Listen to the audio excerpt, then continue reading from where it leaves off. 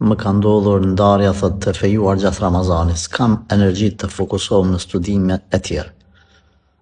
Kjo që po pyet është një motor, lusë Allah që ta bëj hajër këtë ndamje. Motor, dush me pranu faktin se në jetë për çdo gjë duhet t'jesh e përgatitur, edhe për ndarje. E vetmja gjë që në botë besimtarin nuk duhet ta imagjinoj është ndarja nga Allahu. Më prish me Zotin. Për gjëra tjera, me çdo njeri në botë, sa do i dashur edhe i afërt që është, dush më kanë përgatitur që mundet më nda njeriu. Edhe jo kështu me hub orientimin.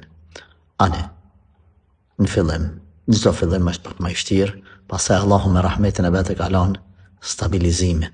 Shkon njeriu duke u adaptuar me situatën.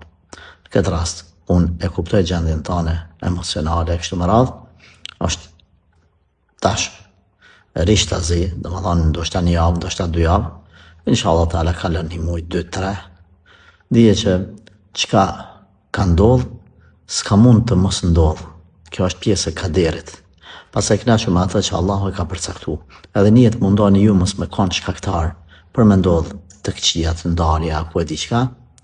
Por nëse ndodh pa animu ti, pastaj rish lirë, mos e baj gale se ka qenë kaderi Allahut. Edhe tjetër kush le t'i barë të përgjegjësitë e kësaj ndarje, mos ti jesh ti.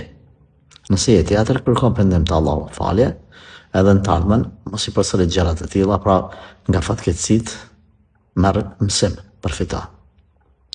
Çka më bë? Në këtë rast, thash, dije që kjo është pjesë e kaderit, masi veç është kry.